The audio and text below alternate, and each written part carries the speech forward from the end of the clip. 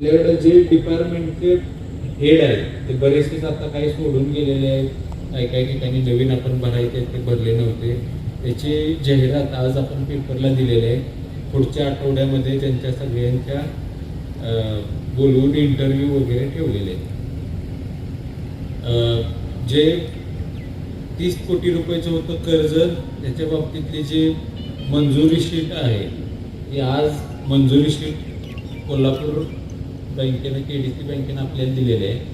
त्याच्यावर उद्या संचालक वगैरे सगळ्या सही करून त्याचा प्रस्ताव वर पाठवला की साधारणतः दुपारपर्यंत, उद्या दुपारपर्यंत एक 4-5च्या आसपास HMTची सगळी बिलं सगळ्यांच्या खात्यावर जातील. त्याच्यामध्ये काय अडचण येणार नाही. साधारणतः पुढचा सीझन चालू करेपर्यंत आपल्याला किती आपल्याकडं पैसे उपलब्ध आहेत आणि किती खर्च येणार आहे याचा बऱ्यापैकी ताळमेळ सगळा करून साधारणतः 8 ते 10 कोटी रुपये आपल्याला पुढच्या सीझनला चालू, म्हणजे खर्च पकडून 8 ते 10 कोटी रुपये शिल्लक राहणार आहेत.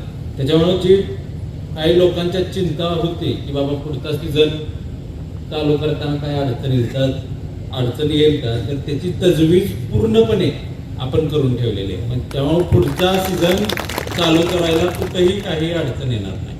आता HMTची बिलं झाल्यानंतर कराराला लवकर आपण म्हणजे प्रारंभ वगैरे करू, त्याची काही अडचण येणार नाही. दुसरी गोष्ट, आता मी बाईट वगैरे चेअरमन साहेबांची ऐकली. त्याच्यामध्ये गुरुवारची मीटिंग झाली आणि बऱ्याचशा चर्चा वगैरे झाल्या. त्याच्यासाठी मी पॉझिटिव्ह आहे आणि मला प्रस्ताव मान्य आहे. आणि त्यांचं मग कुठं अडलंय म्हणून त्यांनी एक तिथं केलं. तर प्रस्ताव आता त्याच्यामध्ये काय होता, सगळ्याच गोष्टी आज सांगत नाही, वेळ आल्यावर सांगतो की ह्या सहकारी संस्था ज्या आहेत त्यापैकी काही संस्था तुम्ही बघाव्यात आणि काही संस्था मी बघतो. आता माझ्यापेक्षा तुम्ही हुशार आहेसा, कुठल्या संस्था ते बघतो असं म्हणले असतील हे तुम्हाला माहीत आहे, आणि कुठल्या आम्ही बघायचं असं म्हणले असतील हे पण तुम्हाला कळालं असेल. त्याचे जास्त खोलात जात नाही. तर इथं त्या मीटिंगमध्ये स्पष्ट मी तिथं सांगितलेलं की तुमचा हा ठराव मला नामंजूर आहे. म्हणजे सदाभाऊंना पण आपण सांगितलेलं की बाबा आपण जर ह्या पद्धतीनं, कारण हे काही प्रायव्हेट कुणाची आपली घरची प्रॉपर्टी आहे का, बाबा ही जमीन आहे एवढी तू बघ एवढी मी बघतो, लोक ठरवतील ना. सहकारी संस्था आहेत, कोणी त्याच्यावर कामकाज तिथं बघायचं, ही लोक ठरवू देत ना, आपण कशाला इथं बसून ठरवायचं. आता प्रश्न म्हणलं एकच आहे की कारखान्याची जी चौकशी चालू आहे त्या चौकशीमध्ये आपण सरळ ह्याच्या अगोदर सगळ्यांना माहीत होतं की साखर चोरी व्हायची, पण आपल्याकडं ठोस पुरावा नव्हता. आता पुरावा पण आहे आणि त्याच्यावर एन्क्वायरी होऊन त्याचा अहवाल पण आलेला आहे आणि त्या अहवालात स्पष्टपणाने नमूद केलेलं आहे. आणि त्या बेसिक ग्राउंडवर, त्या नैतिकतेच्या जबाबदारीवर आपण त्यांना राजीनामा मागतो. तर त्यांनी फक्त कारखान्याच्या कर्जाविषयी आणि राजीनाम्याविषयी बोलावं. म्हणून ते जे आता बाईट त्यांनी दिली की बाबा प्रस्ताव मंजूर आहेत त्याचे, तर त्याचे काही प्रस्ताव आम्ही धुडकावून लावलेले आहेत. कारण त्याला काय अर्थच नाही. मुळात विषय कारखान्याचा चालू आणि इतर संस्थेचा त्याच्यामध्ये विषय काढून काय तर विषय भरकवणं, ह्याला काही मला तर वाटत नाही की त्याला काही तर किंमत दिली पाहिजे. त्याच्यामुळं त्यांचे जे प्रस्ताव आहेत ते आपण त्यांची बाईट बघितली असेल, आपल्याला पण सांगतो की त्यांचे प्रस्ताव आम्हाला मान्य नाहीत. त्यांनी जे काही पुढे ठेवले ते, कारण त्या प्रस्तावामध्ये बऱ्याचशा चुकीच्या पद्धतीने त्यांनी मांडणी केलेली आणि एकंदरीत ह्या सहकारी संस्था आहेत ह्याचा कुठंतरी विसर पडलेला. दुसरी गोष्ट, ज्या गोष्टी आपल्याला मान्य आहेत ते म्हणतात की मी काही पुढं मागं सरकायला तयार आहे. तर ज्या गोष्टींच्यावर आपण कन्फर्म आहे त्या गोष्टी केल्या पाहिजेत ना. म्हणजे 7 तारखेच्या मीटिंगचा तुम्ही उल्लेख जेव्हा करता तेव्हा 7 तारखेला सदाभाऊ, आम्ही बरीचशीच मंडळी होती, म्हणजे काका बाळूकाका होते, अरुण तात्या होते, आम्ही सगळ्यांना काय म्हटलं की संध्याकाळी साधारणतः 10 वाजता साखर शाळेमध्ये आपल्या अण्णा जिथं आधी राहायची त्या शाळेमध्ये मीटिंग झाली. आम्ही सगळ्यांना त्यांना सांगत होतो की ही जी लोक आहेत ती बरेचसे दिवस मध्यस्थी करते. ते नाश्ते आहेत का बाबा, हुतात्मा संकुलातले बाहेरचे आहेत का, यांनी इथं पद भोगलेले आणि इथं जीवापाड काम केलेलं आहे. काही काही लोकांनी तर मार पण खाल्लेला आहे आपल्याला. मग अशा लोकांना चर्चेत घेऊया. तर ह्यामध्ये चर्चेत त्यांनी स्पष्टपणे सांगितलं की बाहेरचा एकही माणूस नाही. आणि ते यायच्या अगोदर मग आम्हाला ती नाविलाजाने थांबवावी लागली. बाहेरचा एक पण माणूस नको का, की पुढे जाऊन आपल्याला बदलायचं आहे. लोकांच्या समोर जाऊन मग खरा चेहरा जर उघड झाला आपला तर मात्र अडचणी येतील. त्याच्यामुळे बाहेरची लोक नको. आता सगळ्याच तपशिलात मी काही जात नाही, पण एकंदरीत मला त्यांना सांगायचं आहे की आपण जर 7 तारखेच्या मीटिंगचा इथं तुमच्या बाईटमध्ये जर 7 तारखेच्या मीटिंगचा उल्लेख करत असाल तर मग 8 तारखेला आपली, मला वाटतं 8 तारखेला जानेवारी 9 तारीख, माफ करा, 9 तारीख होती. तर ह्यांनी पोलीस स्टेशनला अर्ज दिला की बाबा मला प्रोटेक्शन द्या आणि मला मीटिंग अटेंड करायला जायचं. त्यानंतर बरेचसे लोक वगैरे आले, ते मीटिंग अटेंड करायला आले नाही. मग आदल्या दिवशी तुम्ही सगळ्या गोष्टी मान्य करताय आणि दुसऱ्या दिवशी मीटिंगला हजर राहायचं म्हणून पोलीस बोलवताय. हे कशासाठी? त्याच्यामुळं तुम्हाला जर पुढंच जायचं असलं तर पहिल्यांदा राजीनामा तुमच्या साईडलाच, घरातल्या साईडलाच एमडी राहतात. एमडींना बोलवा, एमडींच्या हातात राजीनामा द्या. पुढच्या ज्या प्रोसिजर आहेत ती एमडी करून टाकलेली. आणि त्यानंतर एकदा प्रोसिजर झाल्या त्यांचं एक म्हणणं काय होतं की बाबा मी राजीनामा देतो.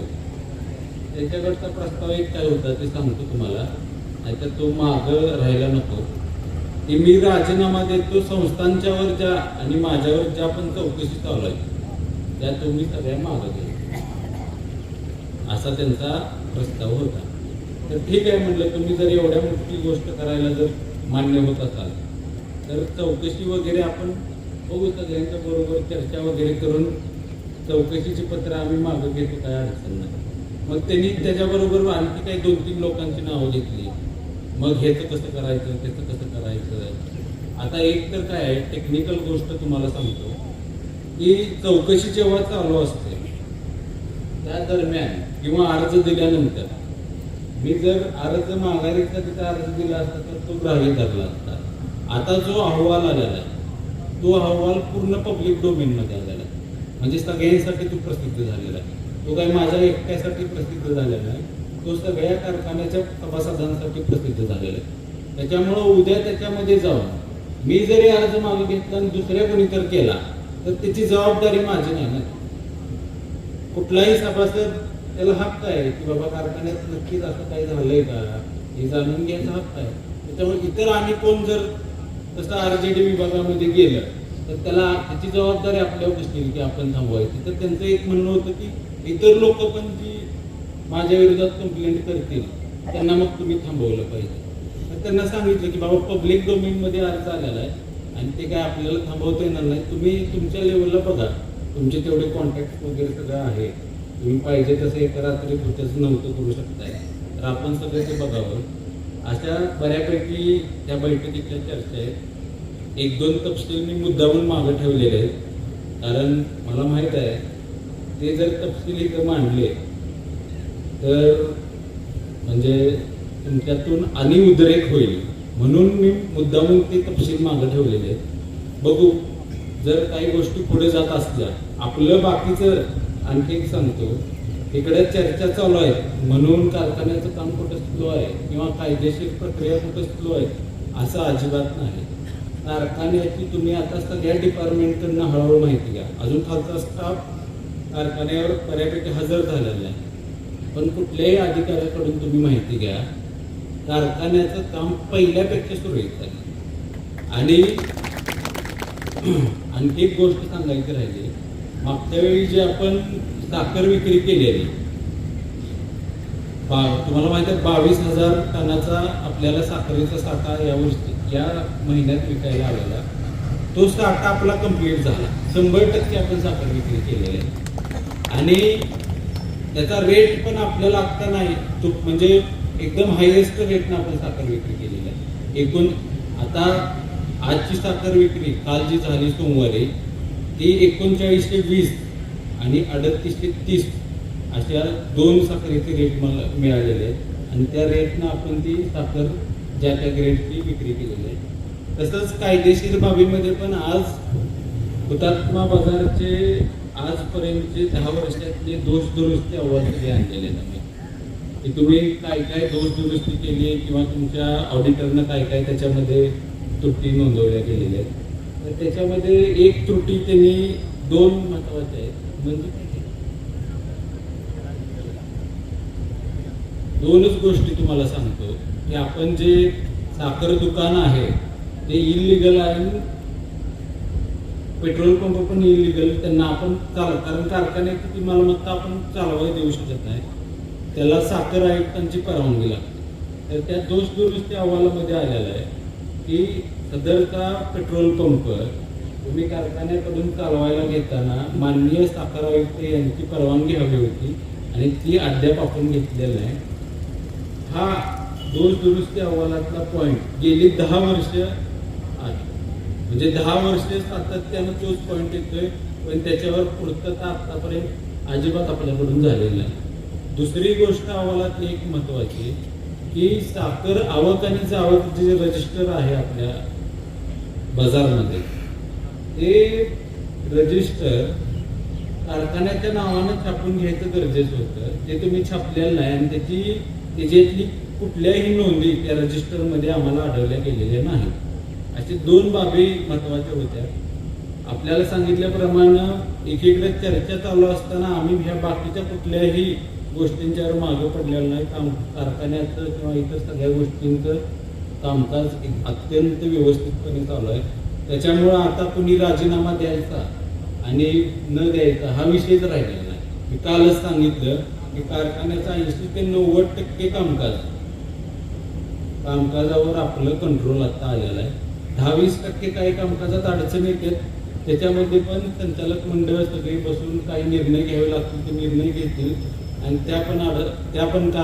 ते पण कामकाज सुरळीतपणानं चालून त्याच्यावर पण संचालक मंडळाचं कंट्रोल असेल एवढी मी तुम्हाला ग्वाही देतो. थांबतो. जय हिंद, जय महाराष्ट्र.